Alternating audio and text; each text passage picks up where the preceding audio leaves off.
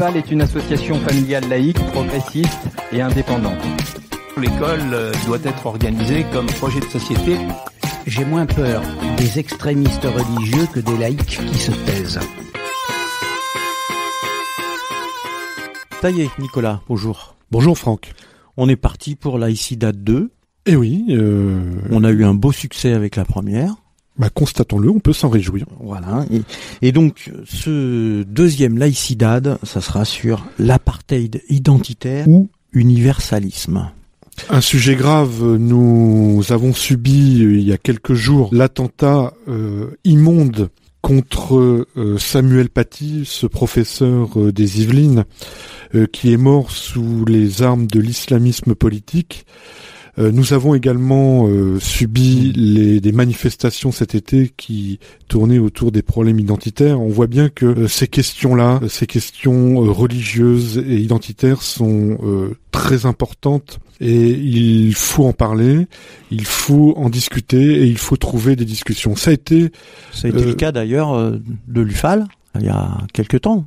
L'UFAL, dès sa création en 1988, dans son manifeste initial, indiquait qu'elle accueillait toutes les familles, quelle que soit leur nationalité, leur race, leur culture et leur situation sociale. L'UFAL parlait d'une lutte laïque pour poursuivre le dépassement des antagonismes culturels. Il était même question d'une laïcité culturelle non synonyme de cohabitation indifférente et de cosmopolitisme culturel. Il s'agissait d'un combat pour assurer partout et pour tous de plus grands espaces de liberté et de justice et référence à des valeurs humaines universelles qui se dégagent progressivement des valeurs de groupe, encore et souvent antagonistes. Tout était dit. Ah oui, et en 88 quand même. C'était avant-gardiste pratiquement. Et là, on va écouter une chroniqueuse de l'UFAL qui va nous dire un petit texte et on revient après.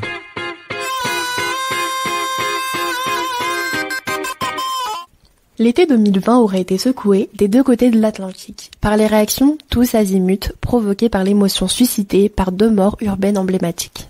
La mort de George Floyd lors de son arrestation par la police de Minneapolis aux États-Unis a été le déclencheur d'un mouvement de protestation et d'exaspération d'une partie de la population américaine face aux techniques policières dont les Noirs sont bien souvent les victimes. En France, un mouvement proche mais de nature différente s'est déclenché. Plus modeste, mais avec une réelle empathie en faveur d'Adama Traoré, mort dans les mêmes circonstances. Le rapport des sociétés américaines et françaises à la mort d'un civil n'est cependant pas le même dans les deux pays. Aux États-Unis, la clé de voûte du système répressif est la mort, prétendument exemplaire, qui dissuaderait le délinquant en puissance de commettre le délit. La mort banalisée du délictueux est ainsi une correction qui utilise le signal et raisonne en termes de conditionnement. Ce n'est donc pas l'acte qui a provoqué la mort de George Floyd qui est réprouvé par les manifestants, mais le système réputé raciste installé aux États-Unis. En France, l'inefficacité statistiquement établie de la peine de mort a permis d'en obtenir l'abrogation. L'exemplarité d'une peine s'adresse par l'intermédiaire du signe à un être qui reste sensible à l'honneur et à la honte. La mort dans la rue, quelle que soit la couleur de peau de la victime, révulse les Français. Nos concitoyens déplorent la brutalisation de la société et aspirent à une société policée des jours heureux, et non à un état policier où l'agent des forces de l'ordre serait contraint de se rabaisser par des méthodes indignes. Il ne s'agit pas pour nous de nier l'histoire de France, ni la persistance de discrimination raciste. La France a été un pays colonialiste et des clichés de l'illusion coloniale demeurent. Nous ne nions pas non plus la racisation sur la base de la couleur de peau qui ignore la singularité des personnes et les appréhende par le préjugé raciste. Cependant, la République est une construction permanente qui avance vers la réalisation de ses principes grâce à des combats d'amélioration, mélioristes, philosophiques, culturels, politiques, sociaux et antiracistes. Militants républicains, nous reconnaissons le fait multiculturel, mais nous ne l'essentialisons pas. Car nous combattons le multiculturalisme puisqu'à l'instar de Léon Gambetta, nous ne voulons pas reconnaître des égaux. C'est du dialogue des cultures et des héritages que se dégage une culture humaniste et universaliste, du bien public. Par l'école laïque, chaque individu peut passer du culturel, subi, au cultivé émancipateur. Chacun devient aussi un homme libre et un citoyen responsable dans la République. Cette République qui, comme l'expliquait Emmanuel Joseph Sieyès, est un tout unique composé de parties intégrantes. Ces parties ne doivent point avoir séparément une existence complète parce qu'elles ne sont point des tout simplement unies, mais des parties ne formant qu'un seul tout. Nous refusons donc de laisser l'anticolonialisme et le combat antiraciste aux décoloniaux et indigénistes qui importent en France les grilles d'analyse raciale et les solutions de séparation ethnique proposées par la nouvelle gauche radicale américaine, forcément inopérante dans notre pays. Les théories identitaires misant sur la croyance en des déterminismes génétiques et une nécessité de séparation ethnique étaient jusqu'à maintenant cantonnées au sein des résidus du camp de la défaite de 1945.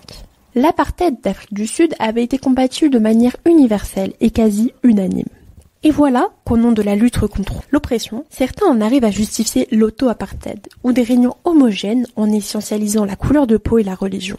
Pour les républicains socialistes, l'horizon ne peut s'arrêter aux tribus et communautés célébrées par le post-modernisme. À la violence brutale et au chaos des batailles puériles des mortiers et des rodéos de cité, au désenchantement social et à la culturation, à la paupérisation et à la misère de la France périphérique doivent répondre, comme le propose notre ami Charles Coutel, une politique de l'hospitalité. Combattre la montée des violences, des risques de fractures civilisationnelles nous enjoint de tout faire pour protéger davantage les individus en leur redonnant des raisons d'être fiers de ce qu'ils sont et de ce qu'ils feront, de leur patrie, de l'Europe éclairée et de leur appartenance au genre humain. Pain, paix, liberté. Les vers du poète ouvrier Gaston de Lavière résonnent aujourd'hui avec plus de force.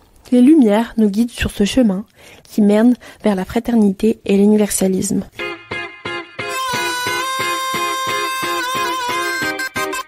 Alors on vient d'écouter Alexandra pour cet édito sur l'actualité de l'été, mais sur ces questions identitaires, l'UFAL, on a déjà parlé encore dernièrement, pas qu'en 1988, on a déjà parlé il y a une quinzaine d'années. Oui, effectivement, en 2005, octobre, nous avions publié avec d'autres un manifeste qui s'intitulait « Redonner son sens à la lutte contre tous les racismes ». C'était un texte qui avait été signé par Catherine Kinsler, philosophe, Antoine Payon, qui était membre de l'association J'accuse, Alain Policard, professeur de sciences sociales, Pierre-André Taguieff, qui était philosophe et historien des idées, ainsi que Bernard Tepper, qui était le président de l'UFAL à ce moment-là, et Marie Perret, qui était notre responsable de la commission école. Et c'était un texte qui faisait le point sur la militance antiraciste, parce que on sentait déjà, en 2005, la tentation, au nom de la tolérance, de laisser entrer dans l'antiracisme républicain et donc dans la République une forme de d'accommodement raisonnable avec l'islamisme, c'est ce que nous appelions à l'époque l'islamo-gauchisme, et malheureusement l'actualité nous a donné trop raison. Mais ce texte évidemment était une critique du mouvement qui était en train de se dérouler. On voyait bien que certaines organisations antiracistes dérivaient, mais également c'était un texte qui faisait des propositions pour réorienter. Et on aura plusieurs invités. Effectivement, plusieurs invités. Charles Arambourou, le responsable de la commission laïcité de l'UFAL, qui viendra nous expliquer nos réflexions sur le sujet, mais aussi Charles Coutel, qui est un philosophe qui a dernièrement, dans un ouvrage qui s'appelle Hospitalité, réfléchi à la manière de recréer de l'union entre tous les citoyens. Alors justement, pour ce texte, pour nous en parler, on a rencontré Marie Perret, et j'ai rencontré Marie Perret, et là on va écouter l'entretien qu'on a eu ensemble sur ce texte de l'UFAL de 2005.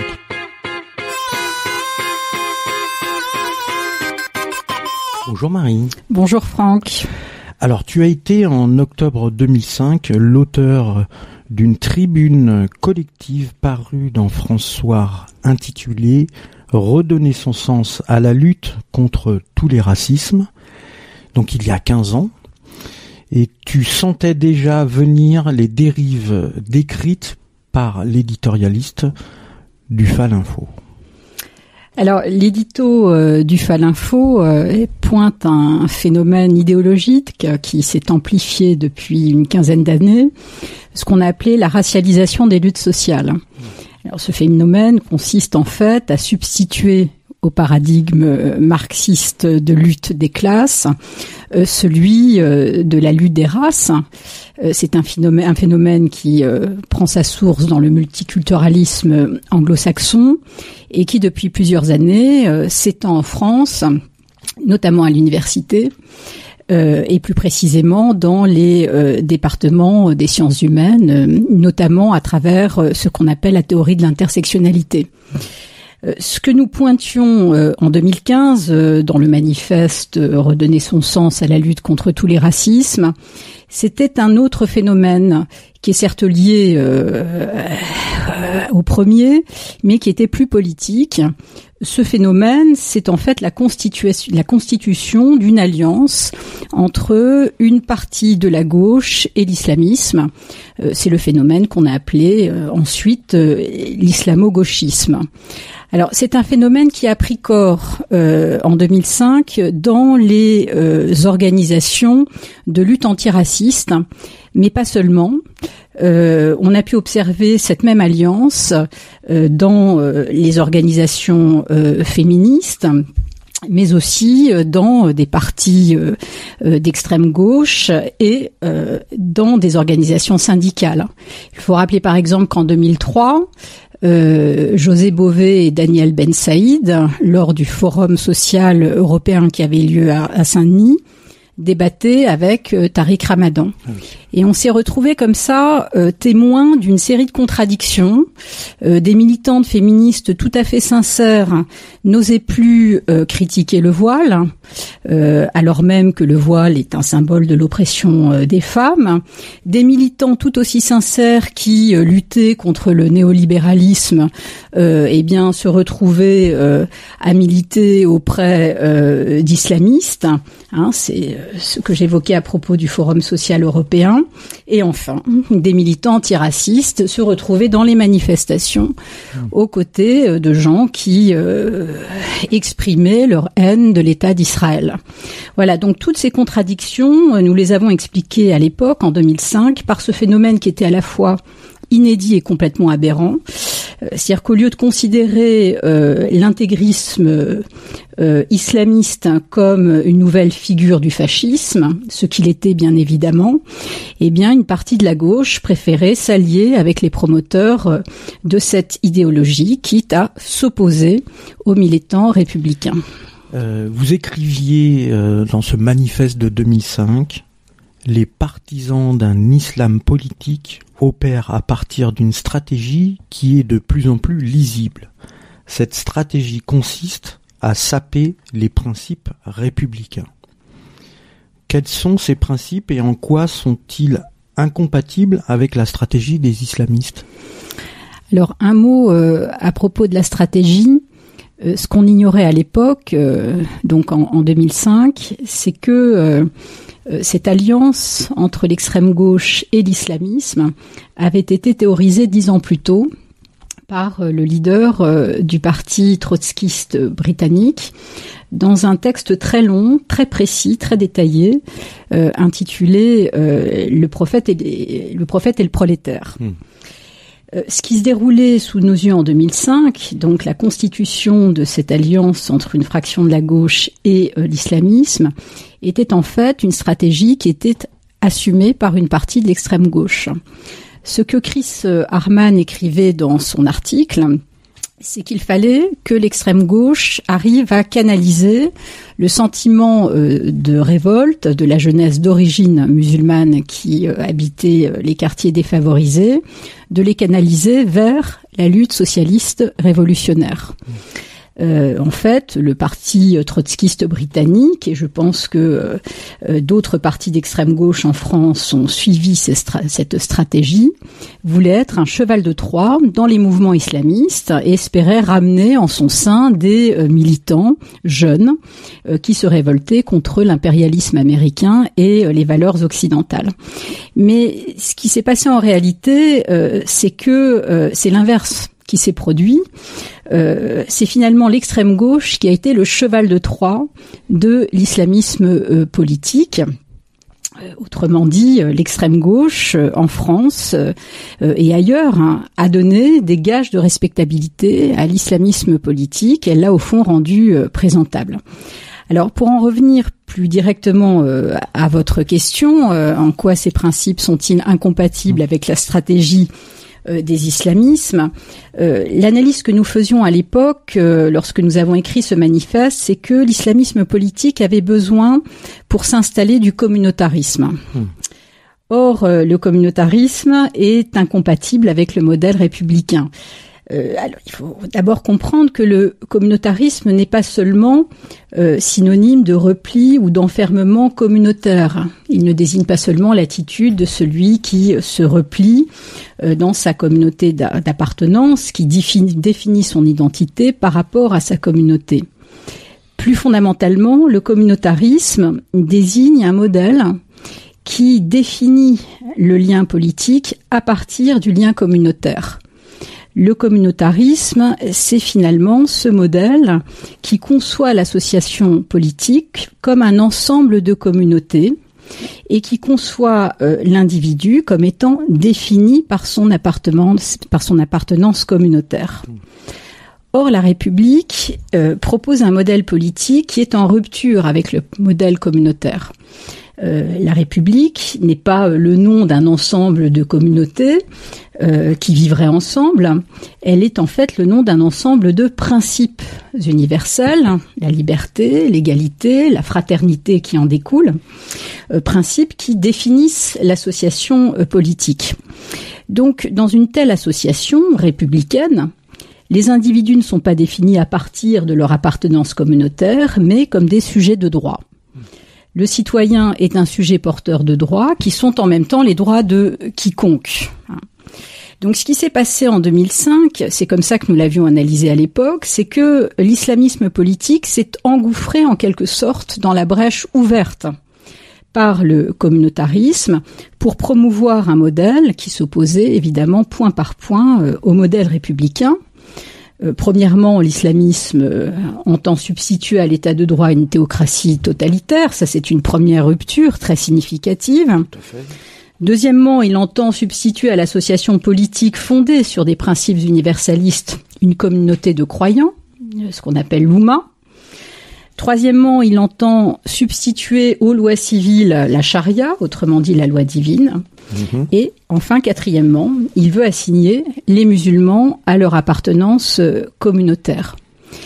Et pour en revenir à ce quatrième point, enfin pour le développer un peu, on peut comprendre, je crois, à partir de là, pourquoi la laïcité, qui est le noyau dur, le noyau philosophique du modèle républicain, a été d'emblée l'ennemi principal de l'islamisme politique. C'est clair. La laïcité et la croyance sont tout à fait compatibles. C'est-à-dire qu'on peut être musulman tout en étant laïque, comme on peut être chrétien tout en étant laïque. Mais de ce principe de laïcité découle aussi que aucun croyant n'est assignable à une communauté religieuse par exemple. On peut être musulman et devenir athée, on peut être musulman et changer de religion. Donc tous ces droits que la loi, au nom du principe de laïcité, garantit à tous les citoyens, aux musulmans comme les autres, le droit à la liberté de conscience, la liberté de ne pas croire, la liberté de changer de religion, eh bien c'est cela qui, pour l'islamisme politique, n'est pas tolérable.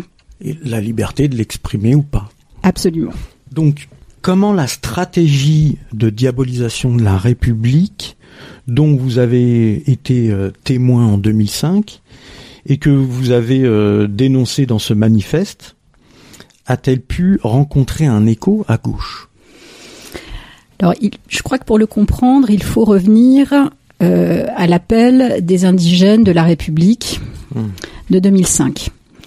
Nous avions écrit à l'époque un texte avec Jean-Marie Kinsler pour essayer d'analyser ce qui était en train de se dérouler sous nos yeux, à savoir cette alliance aberrante et inédite entre une partie de la gauche et l'islamisme. Les initiateurs de l'appel des indigènes de la République ont finalement réussi à tendre ce que nous avions appelé avec Jean-Marie Kinsler à l'époque un piège à progressistes. L'un des éléments qui a marqué l'histoire du combat progressiste au XXe siècle a été la lutte contre le colonialisme. Or, les indigènes de la République ont réussi à convaincre une partie des progressistes que la République était, par essence, coloniale et raciste. Leur raisonnement était extrêmement simpliste. Nous l'avions à l'époque résumé ainsi. La Troisième République a été colonialiste. L'État républicain est donc, par essence, un État chauvin, colonial et xénophobe. Avec deux conséquences. La première conséquence, c'est ce que les indigènes écrivaient dans leur manifeste, le colonialisme n'aurait jamais cessé parce qu'il serait justement inhérent à la République. D'où l'habileté de l'expression indigène de la République. Ce que l'expression signifiait, c'est que l'indigène est un attribut essentiel de la République, que l'indigénat est finalement inhérent au modèle républicain lui-même. L'idée qu'il fallait faire passer, c'était que la République, en tant que modèle politique, sécrétait au fond mécaniquement de l'exclusion et de la xénophobie. Deuxième conséquence, et ça je crois que cela a eu quelques effets sur beaucoup de militants de gauche, ce que les indigènes de la République disaient au fond, enfin le message qu'ils leur adressaient, c'est que s'ils défendaient le modèle républicain, eh bien c'est parce qu'ils étaient xénophobes, malgré eux, même sans le savoir. Les indigènes de la République ont beaucoup utilisé ce que j'appelle l'arme de la psychiatrisation. Ce qu'ils ont dit et répété, c'est que à partir du moment où on défend les principes républicains, eh bien, on est dans la dénégation. Autrement dit, on est un raciste sans le savoir. Beaucoup de militants progressistes sont tombés dans ce piège qui finalement a été redoutablement efficace, même si le raisonnement était quand même assez simpliste. Mais ce qu'il faut ajouter, c'est que si le piège a fonctionné, c'est aussi parce que dès la fin des années 80, la gauche, en tout cas une grande partie de la gauche, était entrée dans une dérive que nous avions appelée, dans les textes que nous écrivions dans les années 2000 avec Jean-Marie Kinsler, la dérive néo-laïque. La figure du néo-laïque, c'est finalement cette figure tourmentée qui, lorsqu'il est confronté à un totalitarisme issu du Nord, riche et chrétien, tient un discours républicain. Mais dès qu'il s'agit d'un totalitarisme issu du Sud, issu des pays pauvres, là, il devient communautariste. Et il met en place une stratégie qui est toujours la même. La première consiste à minimiser toutes les offensives islamistes. On l'a vu notamment au moment de l'affaire du voile, en 1989. On a entendu dans les rangs de la gauche dire que ce voile n'était qu'un simple fichu, voire que c'était un vêtement moins inconvenant que le string. Je ne citerai pas l'auteur de ces propos, mais à l'époque, ils avaient beaucoup marqué les esprits. La stratégie consistait aussi à culpabiliser les républicains. C'est vous qui êtes provocateurs. Et puis, ça c'est la dernière étape, à instruire un procès en infamie, c'est-à-dire en islamophobie. Au fond, c'est vous, les racistes, vous êtes islamophobes. Donc cette dérive néo-laïque a finalement permis, dans les années 2005, à ce piège de fonctionner. À la fin du manifeste, vous écriviez « Il est temps de rappeler qu'on ne peut mener une lutte authentiquement antiraciste qu'en se réglant sur le modèle républicain ». C'est pour cela que vous souhaitiez faire un appel aux associations antiracistes républicaines ? Oui, absolument. Nous n'avions que trop bien vu en 2005 à quoi pouvait conduire la dérive communautariste qui était en train d'emporter la plupart des organisations antiracistes. En fait, à une forme de racisme inversé, un différentialisme racialiste qui finit par se confondre avec le racisme tout court. C'est ça le paradoxe. D'une certaine manière, Ouria Boutelja a eu le mérite de déployer dans toute son intégralité cette logique qui commence par assigner les citoyens à une supposée race, à une appartenance ethnique ou religieuse, et qui finit par appeler à une guerre civile, c'est-à-dire à la guerre des racialisés contre les autres. Donc à l'époque, notre position était très claire et très ferme. Le message que nous avons voulu faire passer à travers ce manifeste, c'est que être républicain, c'est refuser la segmentation de l'humanité. Nous étions convaincus, et nous le sommes évidemment toujours, que le modèle républicain est finalement le plus efficace pour lutter contre toutes les discriminations.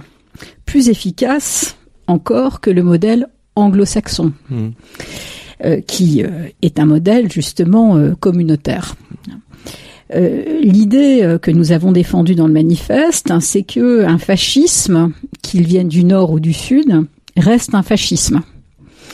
Qu'une discrimination soit le fait du racisme ordinaire, un chauvin, ou d'une religion, et même d'une religion pratiquée par les plus défavorisés dans un pays, eh bien, ça reste une discrimination. Voilà. Cela ne doit pas importer aux yeux des républicains.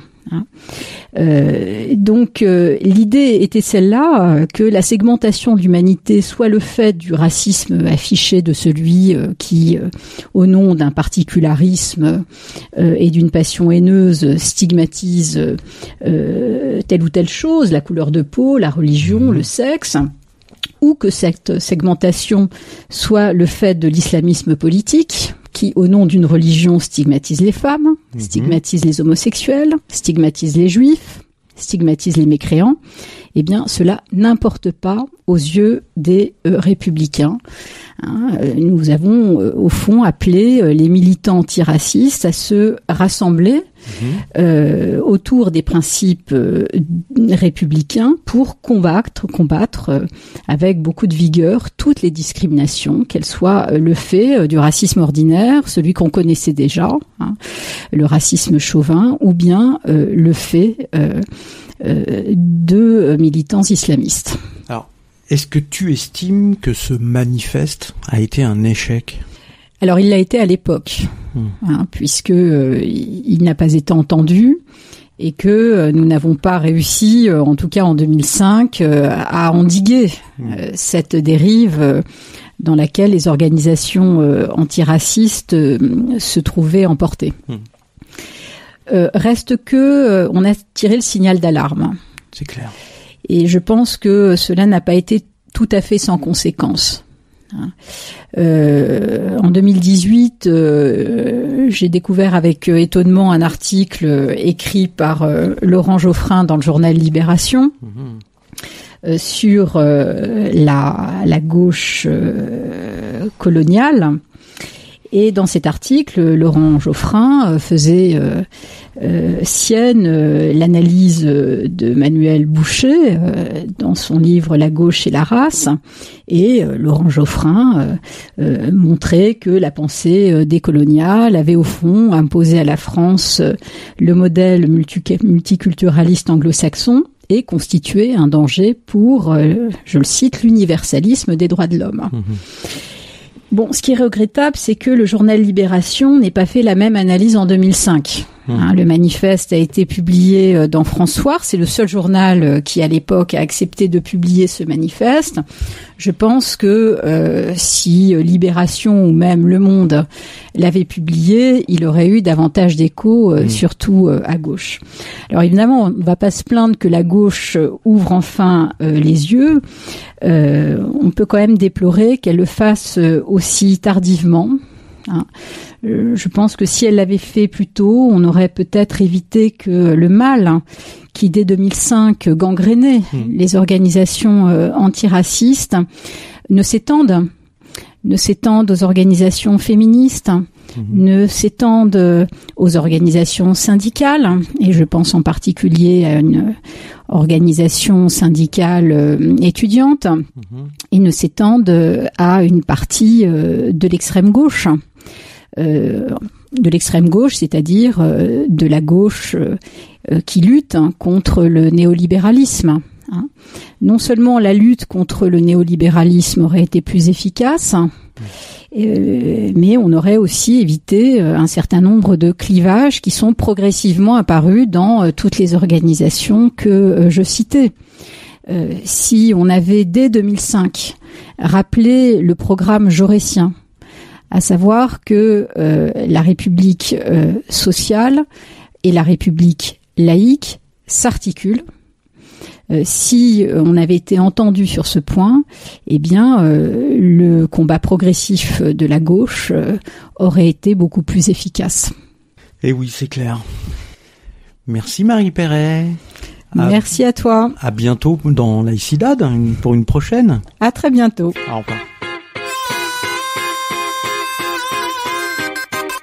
Bonjour Charles Aramburu, tu es membre du bureau national de l'UFAL et animateur du pôle laïcité. Tu es également magistrat financier honoraire. Oui. Depuis la situation de 2005 dénoncée par l'UFAL et dont on vient de parler tout à l'heure, qu'est-ce qui a changé en 2020 ? Alors, ce qui a changé, c'est que malheureusement, ce que décrivait le texte de 2005 s'est concrétisé et a fait des ravages dans une partie de l'opinion, chez les jeunes et malheureusement à l'université également. Ce que le texte de 2005 caractérisé par islamo-gauchisme, a été dénoncé de manière un peu caricaturale par le ministre de l'Éducation nationale. Donc c'est peut-être pas vraiment le rôle. Enfin, passons.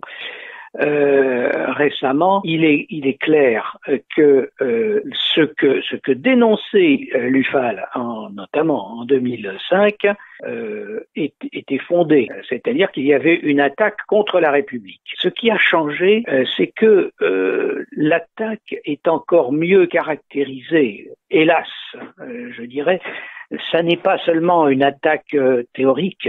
Ce qu'on appelle l'islamo-gauchisme est assez secondaire, puisque nous avons en fait affaire à un islamisme qui, depuis 2005 précisément, a donné toute la mesure de son caractère mortifère avec l'expérience de l'État islamique, de Daesh. Et ça continue, puisque on retrouve ces soudards un petit peu partout, transportés par M. Erdogan en Libye et sans doute en Azerbaïdjan maintenant. Donc cela veut dire que il ne s'agit plus seulement d'une offensive politico-idéologique contre la République, il y a vraiment une guerre au sens militaire du terme et l'expérience controversée d'ailleurs, on peut en débattre, de la France au Mali est là pour en témoigner. Voilà, il y a alors a-t-on raison d'y être, je n'en sais rien. Enfin, moi j'ai ma petite idée là-dessus, bien sûr. Mais il n'en demeure pas moins que nos troupes sont directement engagées, et c'est ce qui est probablement nous vaut, au-delà des questions des caricatures du prophète, au-delà de ces questions-là, ce qui nous vaut la haine des islamistes, de l'islamisme mondial en tant que mouvement de conquête guerrière et d'assaut contre les formes démocratiques, et en particulier une république laïque, qui est un petit peu ce que j'appellerais la démocratie poussée à l'extrême. Nous avons affaire à un ennemi qui vraiment s'est dévoilé.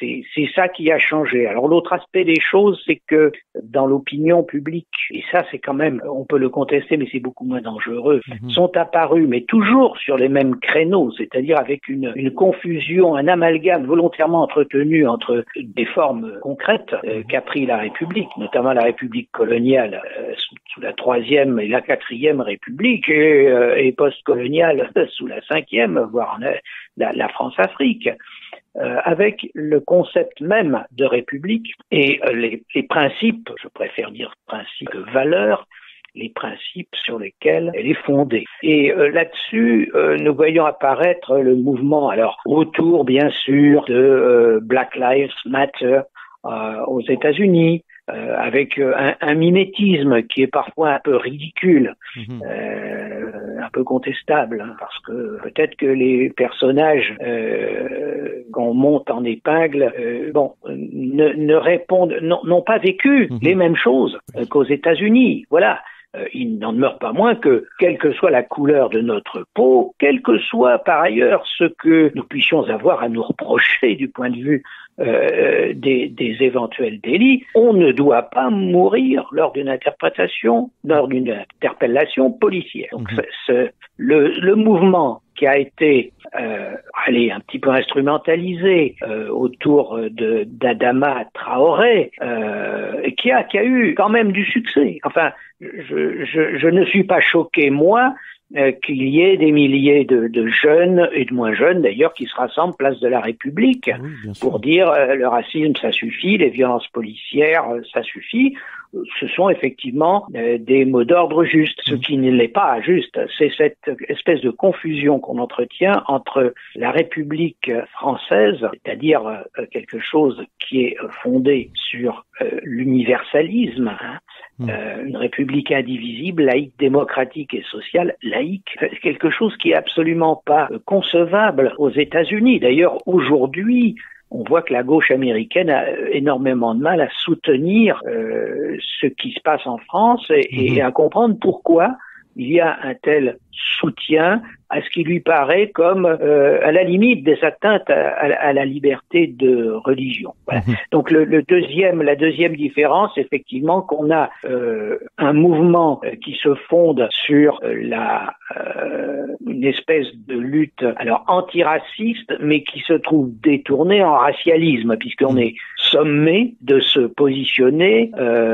soit comme noir, victime et combattante, soit comme blanc, avec le choix, on est un blanc oppresseur ou on est un blanc repentant. Il n'y a pas d'autre possibilité. C'est évidemment quelque chose d'insupportable. Je pense que nous allons avoir l'occasion d'en reparler, mais c'est surtout quelque chose qui est absolument faux et qui est tout aussi dangereux du point de vue des principes de la République, même si il n'y a pas une guerre militaire qui est menée contre la France.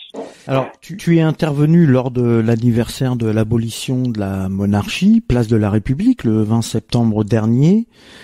Est-ce que tu as dénoncé les islamo-gauchistes ? Mais il se trouve que je ne les ai pas dénoncés directement, tout simplement parce que je crois que la majorité des autres intervenants ne se sont pas privés de le faire, et parce que je considère que on ne peut pas se contenter de manier l'anathème contre les ennemis de la République. Ça, nous l'avons fait, on n'a pas attendu. On vient de parler d'un texte de 2005 de l'UFAL. Donc on n'a pas de leçon à recevoir là-dessus. On ne peut pas nous soupçonner de quoi que ce soit. Mais aujourd'hui, ce qui compte, c'est de s'expliquer, c'est de bien comprendre. Expliquer n'étant jamais justifié, il ne faut pas confondre les deux choses, mais c'est quand même de bien comprendre les choses. Et j'avais essentiellement en tête, puisque sur cette même place de la République, il y avait eu la manifestation autour d'Assa Traoré, c'était cette idée que, bien sûr, il y a lieu de critiquer la forme colonialiste qui a pris la République à un moment donné. Et le même Jules Ferry qui voulait éclairer les esprits, enfin éclairer modérément, puisqu'il s'agissait surtout je vais caricaturer, mais que les enfants de paysans illettrés deviennent des ouvriers sachant lire les consignes et les règlements intérieurs. Voilà. Mais c'est quand même quelque chose qui a été structurant. Et les hussards noirs de la République ont fait que, malheureusement, en 1914, c'était un peuple relativement éclairé qui s'est fait massacrer et qu'on a envoyé à l'abattoir au nom de principes, là encore, dont un certain nombre d'esprits de l'époque, Jaurès, il n'a pas eu le temps d'aller plus loin puisqu'il a été assassiné, mais ont dénoncé le caractère mensonger. On croit mourir pour la patrie, on meurt pour des industriels, disait Anatole France. Exactement. Mais ces gens-là ont appris l'idée de patrie, de nation, de république. Voilà. Et ça, quand on compare à ce qui se passe aujourd'hui, bien sûr, où on est obligé de repartir à zéro, où on a des jeunes qui nous disent « Les Français, ils font ça ». Non, moi je suis pas français, je suis marocain. Le problème, c'est que quand il rentre au bled, il se fait jeter aussi parce qu'il est considéré comme français. Il veut pas l'admettre. Mais on a effectivement une partie de notre population et donc une partie de nos élèves qui considèrent que, Ils sont là en consommateurs d'école et en choisissant d'ailleurs leur matière. On va faire des maths sans problème parce que c'est utile, etc. Mais alors, l'histoire géo, les sciences de la vie et l'éducation morale et civique, sans parler de la philosophie plus tard, pour ceux qui ont la chance d'en faire, non, on veut pas en entendre parler. Et dans des familles où il faut le dire, très souvent on cultive ce particularisme qui est, on n'est pas des Français, ou si on a la nationalité, on n'est pas traité comme les autres, etc., etc. Donc il y a une immense tâche à accomplir. Alors, je veux dire que dans ce cas-là, dénoncer l'islamo-gauchisme est tout à fait secondaire. Moi, ce qui me préoccupe, ce sont les choses suivantes. Je fais une conférence dans un quartier populaire, avec d'ailleurs des représentants des cultes, mais que voulez-vous, c'est comme ça, c'est la FCPE qui avait organisé le truc, et la FCPE, je crois qu'elle a perdu de vue ce que c'était que la laïcité. Peu importe, je dis devant un public qui était très largement composé de femmes voilées, ce qui est normal, c'est un événement public. Bon. Je dis, nous avons affaire aujourd'hui, dans notre jeunesse, à un antisémitisme qui est effrayant. Et j'entends au premier rang une fameuse maman voilée qui dit, oui, mais l'islamophobie, vous n'en parlez pas. Voilà. Alors, c'est assez frappant. D'une part, ça montre bien que le but du concept d'islamophobie, c'est de faire un trait d'union, un signe d'égalité totalement mensonger, voire insultant, entre le génocide des Juifs et ce que serait la situation des, alors, j'ouvre les guillemets, musulmans, parce que en fait, ça recouvre tout et son contraire, l'appellation musulman aujourd'hui. Et puis surtout, ça montre bien le type d'idéologie qui existe dans les familles. Ça veut dire qu'elle ne critiquait pas, cette brave dame, l'antisémitisme, et qu'on considère normal de continuer à dire que les Juifs mènent le monde, les Juifs c'est toujours les plus riches, les Juifs c'est toujours ceux qui, etc. Et de toute façon, le prophète a dit et qu'il fallait les tuer, et donc on n'en sort pas. Bon. Ça, c'est donc, que voulez-vous parler d'islamo-gauchisme? Un intellectuel, entre guillemets, islamo-gauchiste, il aura bien soin de ne pas tenir de pareils propos. Voilà, il sera, lui aussi, il pratiquera la taqiya, la dissimulation. Il sera d'ailleurs pas forcément antisémite, il peut être juif.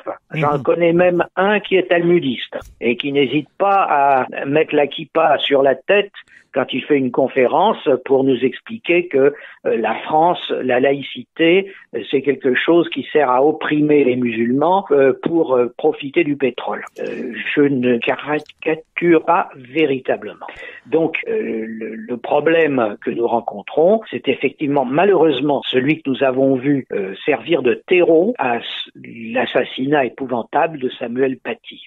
C'est-à-dire, en fait, dans des quartiers qui sont pas spécialement des quartiers enclavés, c'est des pavillons, etc., des familles qui cultivent un particularisme, une interprétation manifestement intégriste de l'islam, et puis des amitiés, des réseaux qui fonctionnent sous couleur d'une association humanitaire et à très court terme, enfin il y a une sorte de court-circuit qui s'établit avec des gens qui par ailleurs sont en liaison avec des réseaux djihadistes. Voilà, c'est le court-circuit est facile à établir parce que la conception de l'islam que l'on a embrassé, même si l'on n'est qu'un simple prêcheur ou un simple adepte, est exact et djihadiste. Enfin, il a suffi de les démontrer. Là, on a eu la décapitation d'un professeur de la République laïque. Donc voilà, peut-être cela, pour ça que j'ai dit tout à l'heure que le ministre des Affaires nationales en sont encore là, ça montre que, oui, il y a certes du retard à l'allumage, mais les islamo-gauchistes, il y a belle lurette qu'ils ont conquis les départements de sciences humaines, notamment de nos universités, ça n'a ému personne. Exactement. Tu Dans ton discours de ce 20 septembre, place de la République, tu as invité ton auditoire à ne pas laisser l'anticolonialisme aux décoloniaux. Qu'est-ce que tu entendais par là? J'entendais par là quelque chose de simple, c'est-à-dire qu'on ne peut pas se contenter d'avoir une posture de riposte aux attaques contre la République. Il faut balayer devant notre porte. Nous autres républicains, nous devons être capables de dire oui, la République n'a pas respecté ses principes, oui, la colonisation est contraire à ce que nous devrions défendre, et le discours de 1885 de Clémenceau face à Jules Ferry, contestant directement la notion de supériorité de la civilisation occidentale, est un modèle. Et à cette époque, parce que plus tard il a mal tourné, mais à cette époque, Clémenceau, qui avait d'ailleurs fait comme journaliste un voyage aux États-Unis, qui avait mesuré l'horreur de ce que c'était que l'esclavagisme et ses suites, Clémenceau était absolument persuadé, il n'a pas dit que c'était un crime contre l'humanité, mais il a clairement dit que l'argumentation de Jules Ferry était une argumentation irrecevable. Jules Ferry, lui-même représentant direct, par liens familiaux notamment, des milieux industriels et commerciaux qui avaient tout intérêt à la colonisation. Jules Ferry, dont on oublie qu'il s'est engagé à tel point pour la colonisation que c'est là-dessus que son ministère est tombé, sur l'affaire de Lang Son, dans le sud-est asiatique, au Vietnam, je crois. Et par conséquent, on lui doit la Tunisie, et d'ailleurs, il faut lire dans le livre de Maupassant, un type qui était de droite, mais qui a profité du colonialisme pour critiquer la République, ce qui donne nous laisser rêveurs.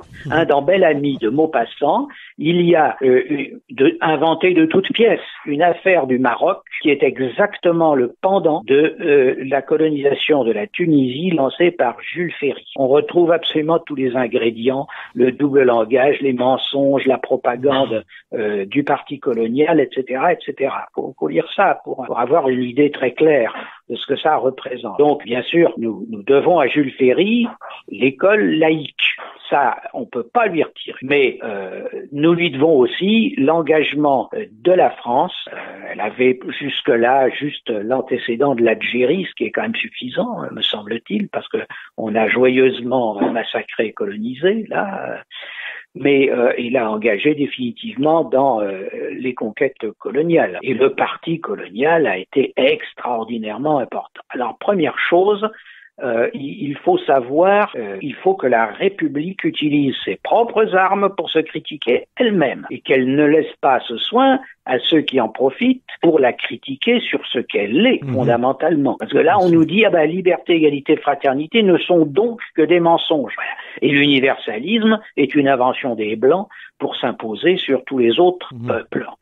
Deuxième chose, et là moi j'y suis personnellement, je vais pas raconter ma vie, je suis issu d'une famille à la fois chrétienne et anticolonialiste. Mon père a fait son service militaire en 1939 en Tunisie, il a reçu une pierre sur la figure alors qu'on était en train de leur faire tirer sur les dockers en grève, il est revenu, il perd un œil, il est revenu, il avait tout compris de ce que c'était que le colonialisme. Et pendant la guerre d'Algérie, j'ai effectivement été éduqué à la in concreto, on peut dire, à comprendre ce qui était en train de se passer et à dénoncer tous les discours qui étaient tenus. Je me souviens de Jean Nochet sur Paris Inter à l'époque. Donc j'ai vécu comme tous les gens de ma génération, les gens qui ont 80 ans, ils ont fait la guerre d'Algérie. Souvent ils n'osent pas trop en parler. Je comprends. Ça a été très dur et ils ont vu et peut-être fait des horreurs. Les gens qui ont 70 ans, ou même un peu moins, ils ont connu l'époque du colonialisme. La différence entre un indigéniste de 30 ans aujourd'hui et moi, c'est que lui parle de ce qu'il n'a jamais connu, la colonisation. Moi, je l'ai connu, la colonisation. Et je l'ai connu comme blanc, métropolitain, français. Et j'étais taxé d'être un communiste. Dès qu'on était opposé aux exploits de nos parachutistes en Algérie, on était un communiste. Maurice Audin a été en quelque sorte réhabilité, tout au moins il a fait l'objet d'un acte de repentance d'Emmanuel Macron auprès de sa veuve, sur intervention de Cédric Villani, il faut le dire. Je savais, moi, à l'âge de 15 ans, qui était Maurice Audin. Mon père m'avait dit, c'est un prof de maths qui a été étranglé par les parachutistes. Et donc, je pense que il faut aussi que la République sache réintégrer en elle-même le combat qui a toujours eu lieu entre le parti colonial et les anticolonialistes. Ça, on ne peut absolument pas faire l'impasse. C'est mortel de faire cette impasse. Oui, il y a eu des gens, et certains l'ont payé de leur vie. Et je parle pas seulement de ceux qui sont passés, par exemple, du côté du FLN pendant la guerre d'Algérie. Et après tout, je comprends que d'aucuns aient pu hésiter, mais je pense aux victimes des attentats de l'OAS, qui ciblaient effectivement aussi bien les Français anticolonialistes que les Algériens. Donc nous avons une histoire. Quand on dit qu'il faut se réconcilier avec l'histoire, il faut arrêter de penser que l'histoire, ça serait l'opposition entre la France comme un seul bloc et les Blancs, pour certains, et puis, par exemple, l'Algérie. Non, les Algériens. Non. C'est le colonialisme et le droit des peuples à disposer d'eux-mêmes. Et à ce moment-là, c'est complètement différent. Il y a des républicains qui, heureusement, n'ont jamais cessé de défendre cette idée du droit des peuples à disposer d'eux-mêmes. Et il y en a d'autres qui ont laissé tomber les principes parce que, tout simplement, ils pensaient qu'il y avait de grosses pépites.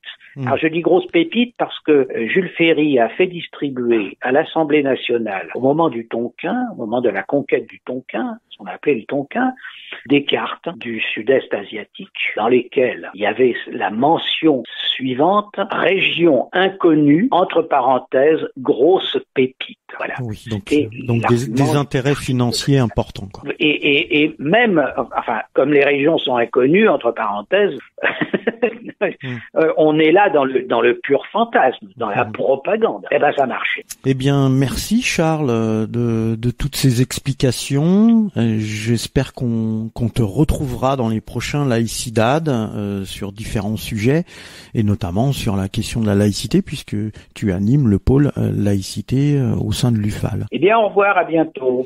À bientôt Charles, merci. Bonjour Charles Coutel. Bonjour Franck. Comment vas-tu ?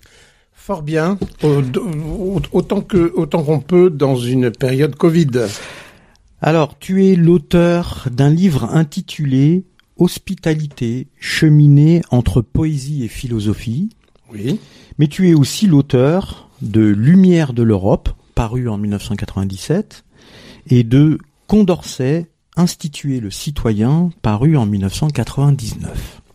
Tu introduis dans ton livre « Hospitalité, cheminée entre poésie et philosophie » en demandant à quoi nous sert notre belle devise républicaine « Liberté, égalité, fraternité » si nous n'avons pas personnellement et collectivement le sens de l'hospitalité.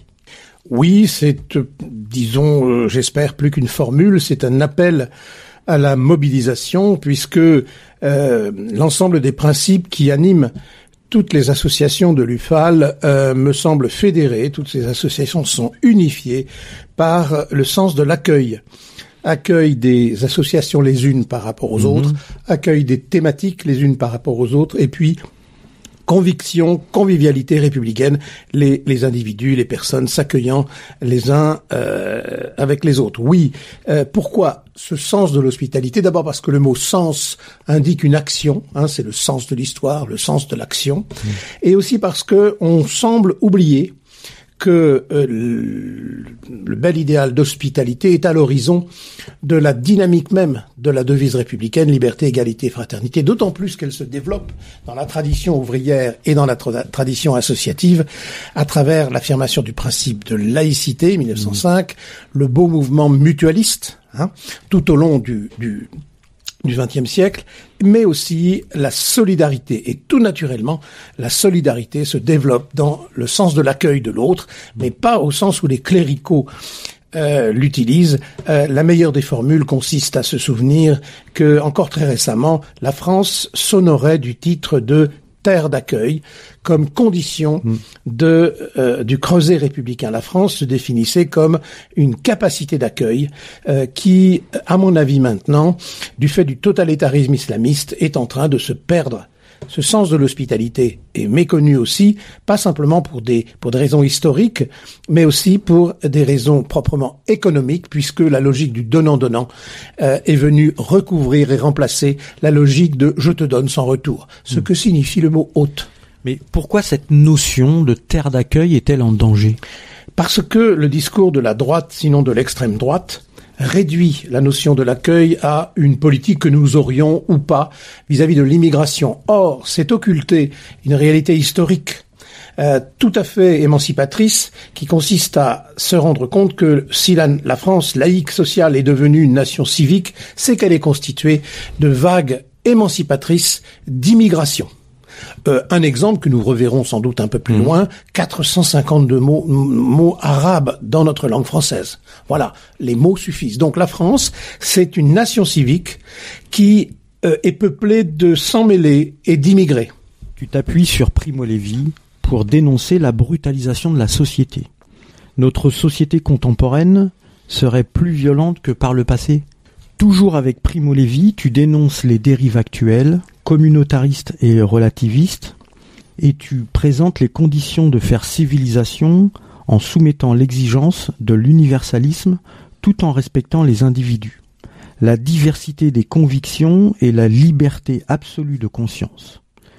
N'y a-t-il pas un paradoxe ? Oui, mais comme dirait le grand Rousseau, moi je préfère être un homme de paradoxe qu'un homme de préjugés.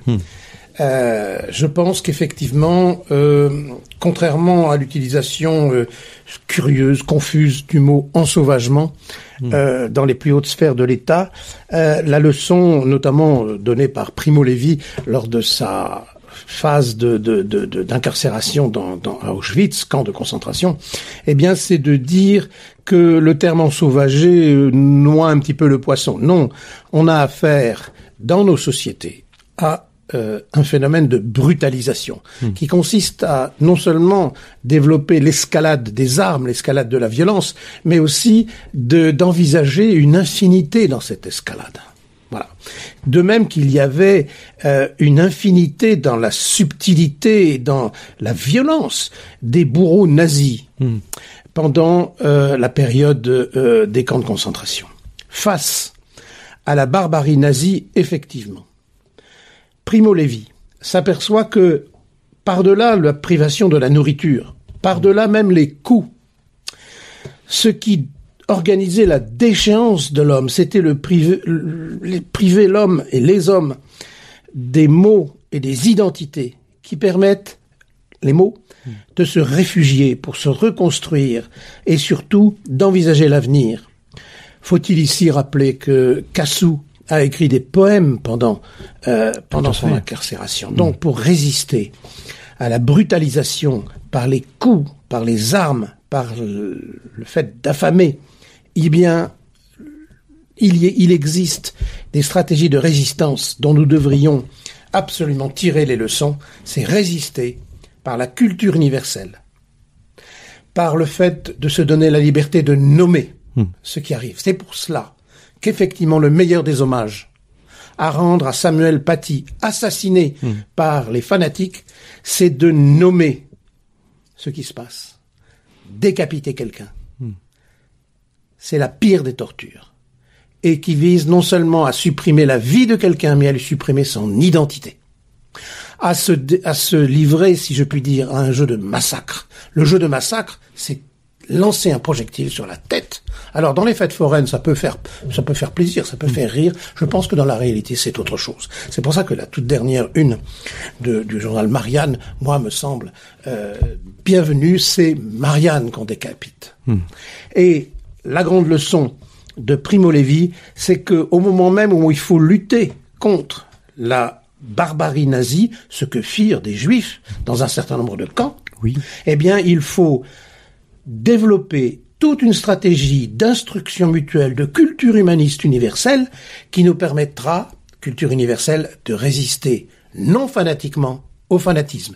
La caricature est la meilleure des résistances. Étonnamment, tu opposes l'Europe actuelle, qui selon toi verse dans un nouvel égoïsme européiste, à l'Europe des Lumières, en chemin vers la République universelle.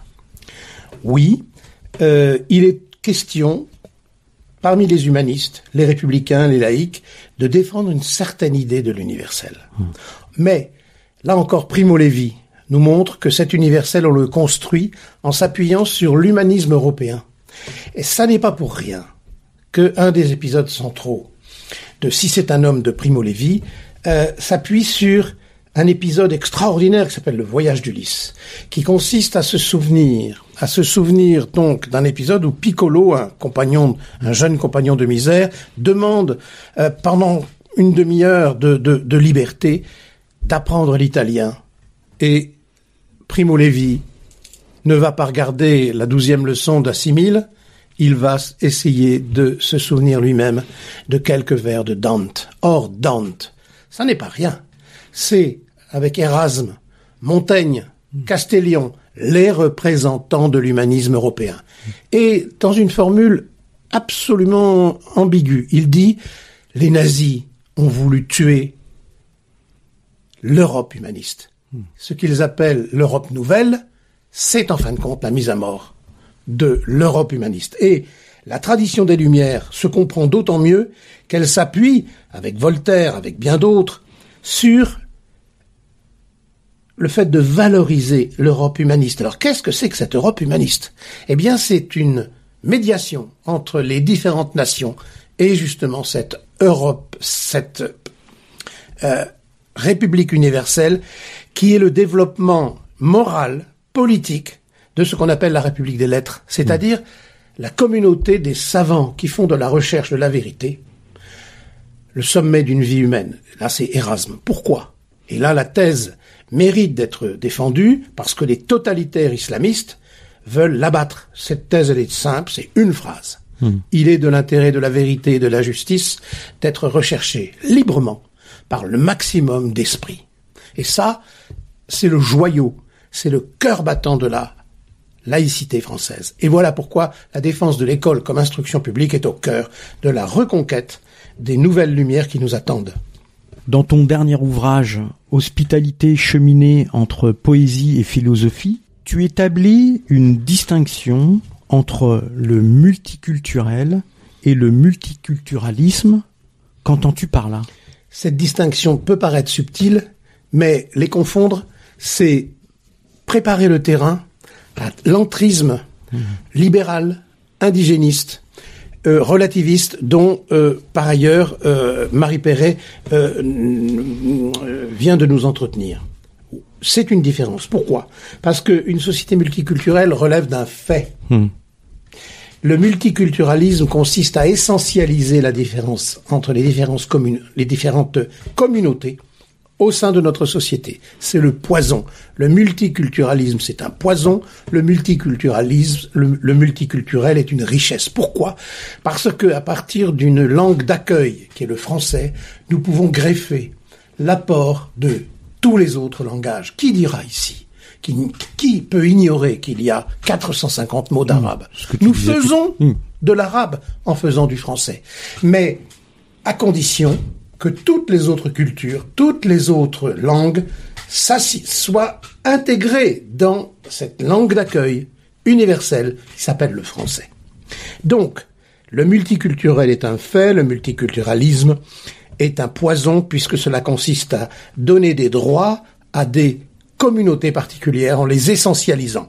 Et ce jeu a notamment été valorisé par la dérive sociologiste qui consiste à plaquer un individu sur ses conditions socioculturelles de départ. Et c'est ravageur à l'école puisque cela consiste à juger l'avenir scolaire d'un enfant à partir des conditions socioculturelles présentes des parents. Comment s'étonner ensuite que les parents se considèrent comme des rois à l'école ? À l'heure où l'islam semble être la cause de bien des angoisses et de crispations, voire de malentendus, Dans ton dernier ouvrage, Hospitalité cheminée entre poésie et philosophie, tu te réfères à Louis Massignon pour jeter un pont entre l'islam et l'humanisme. Quelle est cette démarche ? Mes dernières remarques sur la présence des mots arabes dans la langue française montrent que le cousinage entre les civilisations orientales, notamment islamiques, et la langue française, ce cousinage est ancien. C'est ce cousinage qui permet enfin de renvoyer dos à dos des énoncés réducteurs comme Islam de France, ou bien encore Islam des Lumières, et on a parlé et valorisé des Lumières, mais non, le cœur de l'islam, c'est l'humanisme bien compris, et ça c'est la grande affirmation, la belle trouvaille de Louis Massignon, qui est avec Jacques Berck ou encore Mohamed Harkoun, le représentant de l'islamologie française que le président de la République veut fonder. Mais il serait bien de s'aviser pourquoi, il y a 40 ans, on l'a fait disparaître. Pour des raisons compliquées, qui mériteraient 50 colloques. L'islamologie permet de comprendre qu'il y a, par l'influence grecque, de par l'influence juive, un humanisme au sein de l'islam qui a été oublié, mais c'est arrivé aussi dans le catholicisme. Oui. Bon, je ne dis pas qu'il faudrait que nos amis musulmans connaissent leur Vatican II. Ce seraient des formules de très journalistiques. Non. L'islamologie permet de jeter un pont entre l'islam et l'humanisme. Or, c'est l'humanisme qui met l'humain au centre, la raison humaine, comme le cœur critique de toute croyance. Car enfin, si Dieu existe, pourquoi pas ? Eh bien, il suppose un homme digne de le comprendre, ce Dieu-là. Donc une raison. Or, c'est exactement ce que pendant 3 siècles, on a dit à Bagdad, entre le 8e et le 11e siècle, avant que le cléricalisme islamiste mette la main sur toute la tradition humaniste islamique. Alors, pour notre dernière question de cet entretien, Charles, comment penser les liens entre les citoyens, la République, l'Europe et l'humanité ? Cet enchaînement correspond à ce que dans l'Antiquité on appelait une amplification. Non pas pour faire joli, mais pour créer un phénomène de mobilisation et d'implication, de responsabilisation. Savoir que chacun, fût-il le plus démuni et représentant de l'humanité, et qu'il est digne d'être protégé, voire aimé par tous, on peut dire que ça s'appelle la solidarité, je suis d'accord. On peut dire que ça s'appelle le mutualisme, je suis d'accord. Mais c'est un projet bien plus ambitieux, universaliste, qui porte et met en avant tous les thèmes développés par l'UFAL. Et c'est d'ailleurs pour ça que je suis content de parler de cet enchaînement, les citoyens, la République, l'Europe et l'humanité, comme horizon universaliste de nos échanges. Pourquoi ? Parce que être républicain en France, c'est être humaniste, c'est être rationaliste et c'est être universaliste. En se souvenant du vœu du grand Voltaire, tous les hommes sont frères. Et j'ai envie d'ajouter, n'en déplaise à tous les islamo-fascistes, à tous les fanatiques qui considèrent l'ignorance comme le milieu naturel de l'homme. Non, c'est le savoir qui développe toutes nos potentialités en tant que citoyen, en tant que républicain, mais européen, mais à condition de bien comprendre Europe et surtout en tant qu'humanité. Mais l'humanité n'est pas ici un mot creux qui sert à cautionner je ne sais quelle aventure impérialiste.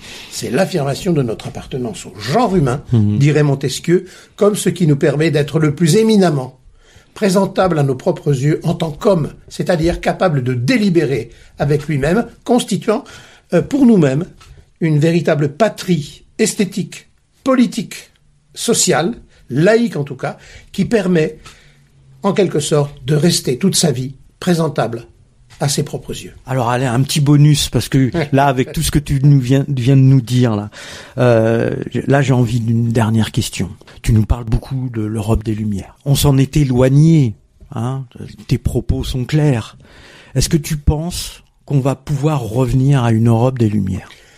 Alors oui et non, cela dépend de notre courage que Condorcet appellerait mélioriste. Le méliorisme, c'est l'attitude qui consiste à s'appuyer sur nos erreurs passées pour ouvrir des perspectives d'avenir. Oui, je pense qu'une nouvelle Europe des Lumières est possible.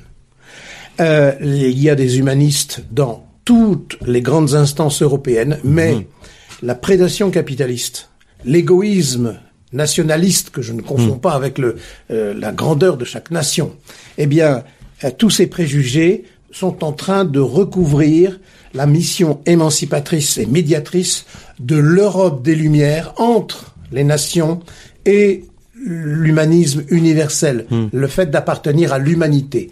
Les humanistes sont là à devoir et à pouvoir se rassembler entre les deux hémisphères. Simplement, prenons au sérieux des initiatives comme l'Erasmus entre les étudiants. Sauf que Erasmus, c'est un terme qui ne correspond à rien dans la réalité. C'est vécu pour beaucoup d'étudiants et malheureusement comme une année sabbatique pour aller inaugurer les bars en Espagne ou en Italie. Je pense que il suffit dans beaucoup de cas de prendre au sérieux les noms que nous utilisons. Montaigne, Erasme, etc. Condorcet, Voltaire. Et c'est bien pour ça que je suis viscéralement contre le fait de déboulonner des statuts sans autre forme de procès. N'oublions jamais qu'un Churchill que l'on veut déboulonner, c'est quand même celui qui a porté à bout de bras la civilisation anglaise contre la barbarie nazie. Et on pourrait multiplier les exemples, et même Schulcher, qui nous a permis de sortir de l'esclavage.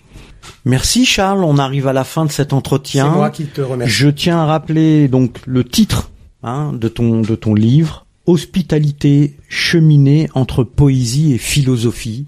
Je te dis à bientôt dans Laïcidad. Mais on va se retrouver. Absolument, surtout que ce mot Laïcidad, qui hésite entre le portugais, le français et le brésilien, me va parfaitement.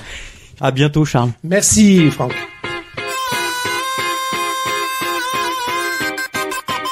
Bonjour Emmanuel. Bonjour Franck. Toi, tu vas nous donner les informations sur l'UFAL Info. Et d'après ce que j'ai compris, l'UFAL Info a été refait complètement. Mais c'est magique, Franck. C'est qu'en effet, UFAL Info a 20 ans. 20 ans pour une association, c'est énorme. C'est énorme. C'est une vieille revue, une revue vieille, comme on voudra, qui comprend plus de 80 numéros et qui, c'est vrai, depuis le départ, se voulait être un petit journal, on va dire, canard, entre nous, associatif, destiné à ces sections locales pour donner des informations ou même un petit peu les grandes lignes de l'UFAL. Et nous avons décidé, pour les 20 ans, de vraiment réfléchir à un nouveau concept, enfin, améliorer un peu les choses, à savoir d'en faire la revue de la laïcité.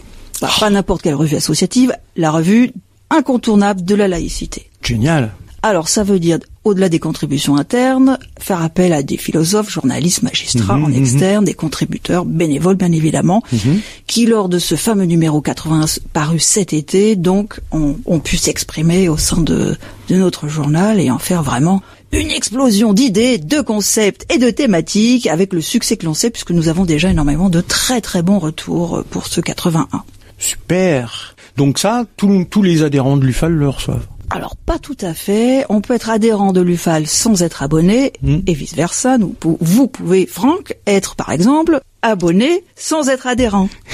Ah oui, donc on invite nos auditeurs et nos auditrices à s'abonner à ce formidable journal. Si pour une raison ou une autre, nos idées, ça paraît un peu impossible à imaginer, mais ne vous conviennent pas, à défaut d'adhérer aux idées intégralement de l'UFAL, abonnez-vous. 8 € par an, on peut plus classique, votre carte bleue, ufal.org/boutique, vous abonnez en ligne, ou un petit chèque, 27 rue de la Réunion, 8 € par an, 4 numéros. Ah bah alors justement, comme tu donnes plein d'informations, on est intéressé à adhérer à l'UFAL. Voilà, les auditeurs, là, il y en a peut-être qui nous écoutent et qui ne sont pas adhérents ou adhérentes de l'UFAL et qui souhaitent adhérer. Comment ils font ? Alors, il y a plusieurs possibilités. Soit vous nous passez un coup de fil au siège, soit effectivement sur le site, encore une fois, ufal.org, vous allez à la rubrique Abonnez-vous et vous pouvez adhérer en ligne pour 24 € par an ou effectivement vous rapprocher de votre section locale. Vous habitez dans le Nord, nous avons une section locale.